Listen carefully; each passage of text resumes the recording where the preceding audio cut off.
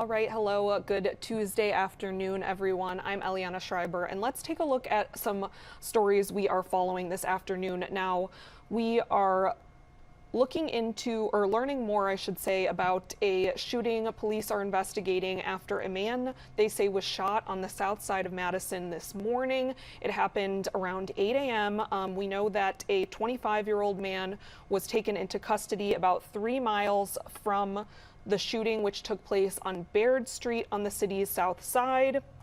Here's some video we have from the scene of that shooting. Now, we know that the victim, police say when they arrived at the apartment homes, they found a 40-year-old man who had sustained a single gunshot wound. He was taken to a hospital nearby. He is currently in critical condition. And the police chief here in Madison says he believes the suspect and victim did know each other.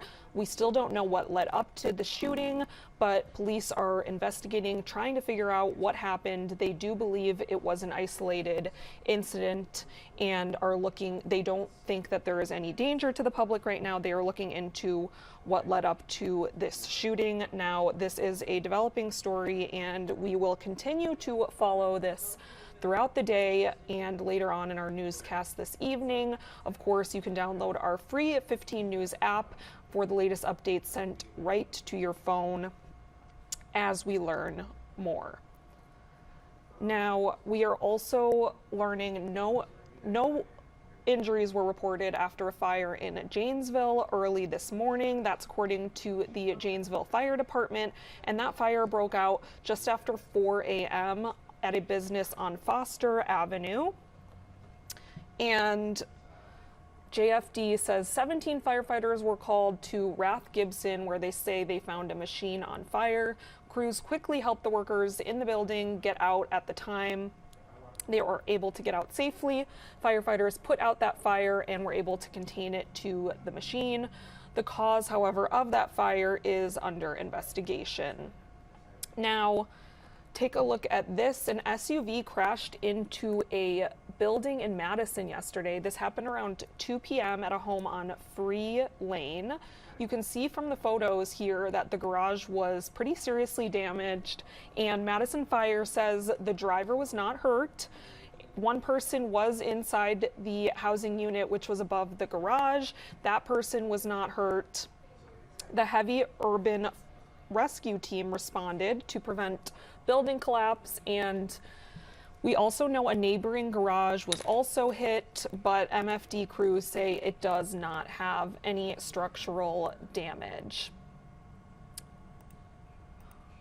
Now, we are also learning there was a drug trafficking sentencing last week that was reported yesterday. We know a Madison man was found guilty last week for drug possession after more than 4,000 pills of fentanyl were found, about 400 grams of fentanyl, as well as more than 50 grams of methamphetamine and cocaine. This according to the Wisconsin Department of Justice.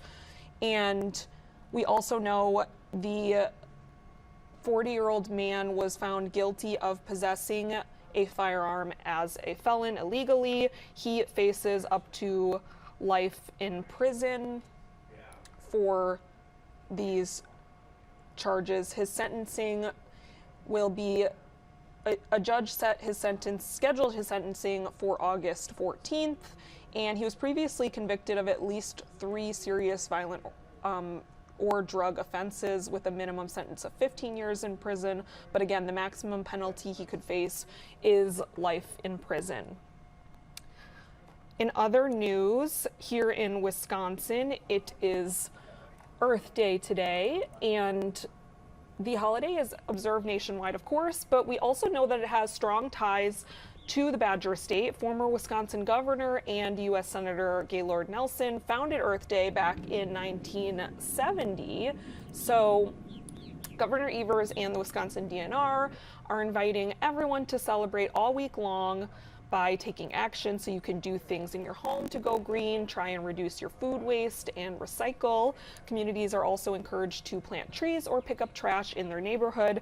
So there are a lot of different activities going on this week for Earth Week, I guess we can call it. So the governor has also proclaimed this week to be Forest Appreciation Week. So try to get outside while we have a break in the rain, of course. And that was just a news update for you this Tuesday afternoon. But of course, stay tuned for our later newscasts. You can tune in at 4, 5, and 6, and we will have updates on all of the other stories. We have a preview of the Mifflin Street Block Party this weekend coming up at 4, and much more news and weather, so be sure to stay tuned for that. But for now, hope you are having a good rest of your Tuesday afternoon.